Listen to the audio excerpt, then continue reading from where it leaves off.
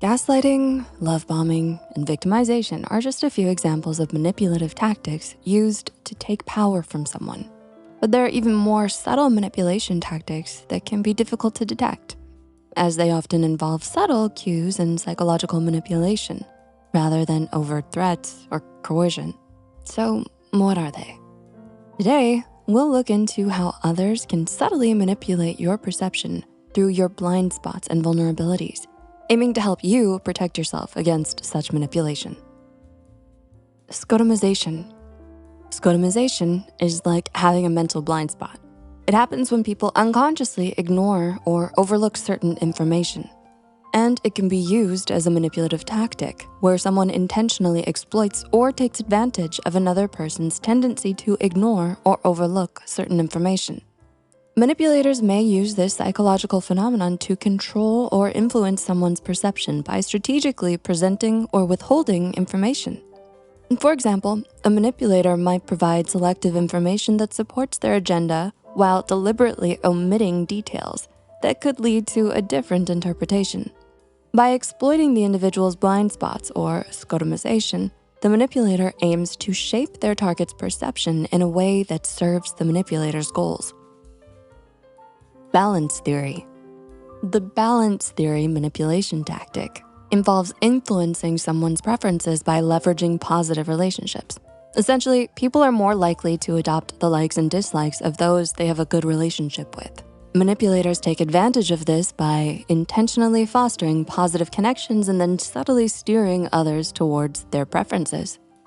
Suppose a person befriends someone who is known for their generosity and kindness. Over time, the manipulator pretends to share similar values and interests to deepen the friendship. But behind the scenes, they're just using the kind friend to borrow money without any plans to pay it back. On top of that, they're also using the friendship to get access to different friend groups and other social perks, taking advantage of the friendship for their own gain. If you found this video helpful so far, be sure to hit the like button and subscribe to the channel. Smear campaign.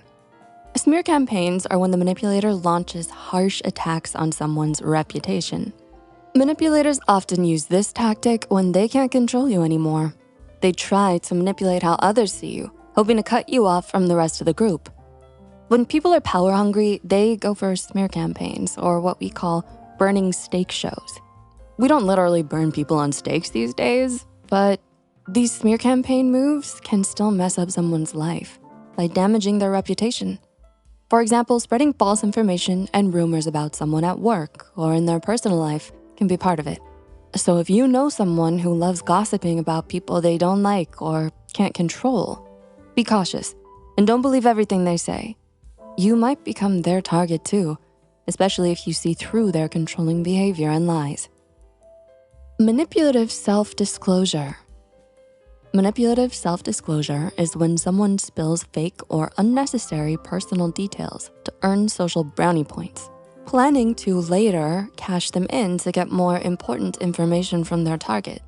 See, personal information is really valuable in social dealings. It can make the person sharing it feel empowered, but it also makes them a bit vulnerable. Plus, it builds trust and strengthens connections. Now, in the world of social exchange, giving out valuable information sets you up to get some in return. Or at the very least, it kind of pressures the other person to spill the beans because of the whole I scratch your back, you scratch mine idea. But here's the twist. Manipulators mess with the system. They might throw out useless or unasked for personal information, making the target feel pressured to spill their own valuable details. Or if the manipulator has a clear goal in mind, they might drop some personal information nobody asked for and then straight up ask for the juicy stuff they really want in return.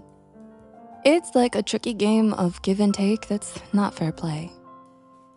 Manipulative moralizing. Manipulative moralizing is when someone makes you feel guilty for not living up to their idea of what's right or moral. Now, who gets to decide what's a good set of morals? If it's the manipulator, there might be a hidden agenda. They use guilt to push you to change your behavior, making it fit their idea of proper conduct, often seeking to influence behavior or gain a sense of power and satisfaction. When they're good at it, you end up feeling judged and not good enough. So to avoid this, you might adjust your beliefs and actions to match what the manipulator thinks is right, or you might even hide your true self. Moralizing often comes across as judgment from a self-appointed authority, sometimes known as moral policing. For example, imagine a friend who constantly criticizes your lifestyle choices, making you feel like you're doing everything wrong. Over time, you might start changing your behavior just to avoid their judgment, even if it means hiding aspects of who you truly are. The friend, in this case, is using manipulative moralizing to control your actions and beliefs according to their standards. Pity party. Pity plays are like when someone tries to make you feel sorry for them, either by acting helpless or by playing the victim. They want you to do something for them out of pity.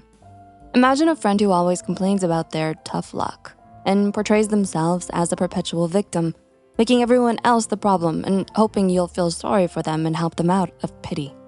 It's even more powerful when combined with guilt tripping, when they make you feel guilty and say, I'm a victim because of you, so you need to make it up to me.